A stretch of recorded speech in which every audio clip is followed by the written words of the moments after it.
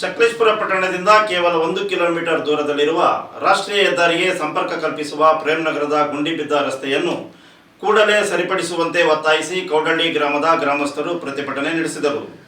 ಸಕಲೇಶಪುರ ಪಟ್ಟಣದಿಂದ ಕೂಗಳತೆಯ ದೂರದಲ್ಲಿರುವ ರಾಷ್ಟ್ರೀಯ ಹೆದ್ದಾರಿ 75ಕ್ಕೆ ಸಂಪರ್ಕ ಕಲ್ಪಿಸುವ ಪ್ರೇಮ್ನಗರ ಬಡಾವಣೆಯ ರಸ್ತೆ ಕಳೆದ 16 ವರ್ಷಗಳಿಂದ ಗುಂಡಿ ಬಿದ್ದಿದ್ದು, ಈ ರಸ್ತೆಯಲ್ಲಿ ಸಂಚರಿಸುವ ವಾಹನ ಸವಾರರು ಜೀವ ಬಿಗಿ ಹಿಡಿದು ಸಂಚರಿಸುವ ಸ್ಥಿತಿ ಎದುರಾಗಿದೆ ಎಂದು ನಾಗರಿಕರು ಪುರಸಭೆ ಆಡಳಿತದ ವಿರುದ್ಧ ಧಿಕ್ಕಾರ ಕೂಗಿ ಆಕ್ರೋಶ ವ್ಯಕ್ತಪಡಿಸಿದರು. ಈ ಸಂದರ್ಭದಲ್ಲಿ ಪ್ರತಿನಿತ್ಯ ಈ ರಸ್ತೆಯಲ್ಲಿ ವಾಹನ ಚಾಲನೆ ಮಾಡುವ ಕೌಡಳ್ಳಿ ಗ್ರಾಮದ ಆಟೋ ಚಾಲಕ ಕುಮಾರ್ ಮಾತನಾಡಿ, ಕಳೆದ 16 ವರ್ಷಗಳಿಂದ ಈ ರಸ್ತೆಯ ದುಸ್ಥಿತಿಯಲ್ಲಿದ್ದು, ಮಳೆಗಾಲದ ನೀರು ಸಂಪೂರ್ಣವಾಗಿ ರಸ್ತೆಯಲ್ಲಿ ಹರಿದು ಮಂಡಿಯುದ್ದ ಗುಂಡಿ ಬಿದ್ದಿದ್ದು, ಈ ರಸ್ತೆಯಲ್ಲಿ ಆಟೋದಲ್ಲಿ ಪ್ರಯಾಣಿಕರನ್ನು ಕೂರಿಸಿಕೊಂಡು ಬರುವುದು ದುಸ್ತರವಾಗಿದೆ.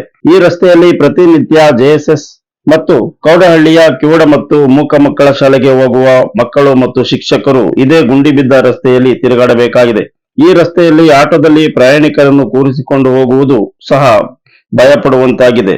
ಕೂಡಲೇ ಈ ರಸ್ತೆಯನ್ನು ಸರಿಪಡಿಸದಿದ್ದರೆ ಇಲ್ಲಿನ ಗ್ರಾಮಸ್ಥರೆಲ್ಲ ಸೇರಿ ಪುರಸಭೆಯ ಮತ್ತು ಸಂಬಂಧಪಟ್ಟ ಅಧಿಕಾರಿಗಳ ವಿರುದ್ಧ ಪ್ರತಿಭಟನೆ ನಡೆಸಲಾಗುವುದು ಎಂದರು.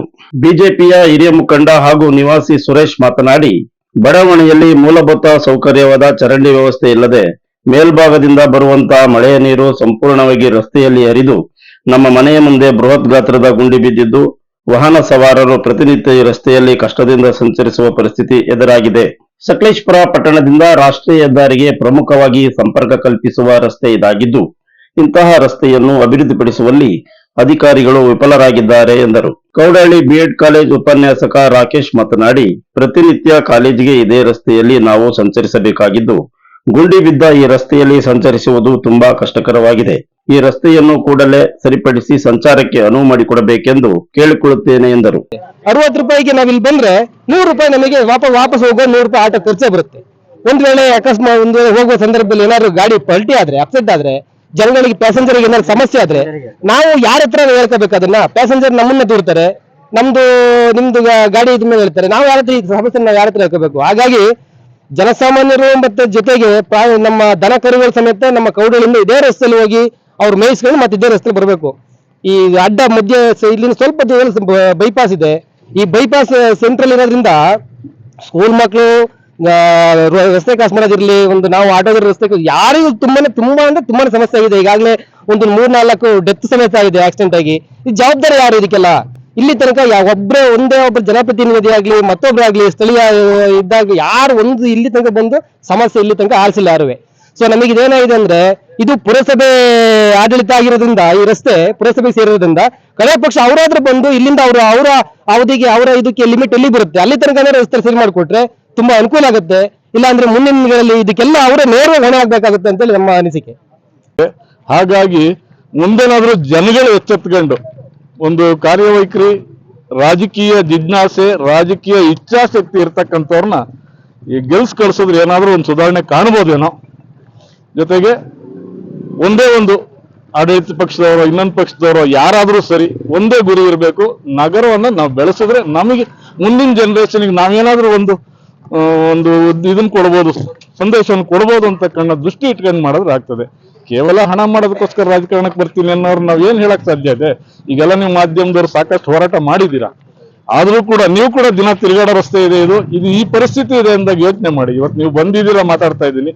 ವೈಯಕ್ತಿಕವಾಗಿ ನಾವು ಸಾಕಷ್ಟು ಮಾತಾಡಿದ್ವಿ, ನಿಷ್ಠುರವಾಗಿದ್ದೀವಿ. ಇದಕ್ಕಿಂತ ಹೆಚ್ಚಾಗಿ ಏನು ಹೇಳಕ್ಕಾಗಲ್ಲ. ಇವರೆಲ್ಲರೂ ಡಿಮ್ಯಾಂಡ್ ಏನಿದೆ, ಕೌಡಳ್ಳಿಗೆ ಮುಖ್ಯ ಸಂಪರ್ಕ ರಸ್ತೆ ಇದೆ. ಜೊತೆಗೆ ಈಗ ರಾಷ್ಟ್ರೀಯ ಹೆದ್ದಾರಿ ಈ ಜಾಗಕ್ಕೆ ಸಕಲೇಶಪುರ ಸಿಟಿಗೆ ಎಲ್ಲಪ್ಪ ಹೋಗೋದು ಅಂತ ಬಂದು ಕೇಳ್ತಾರೆ. ಎಲ್ರಿಗೂ ಇದೊಂದೇ ಎಂಟ್ರೆನ್ಸ್ ಇರೋದು.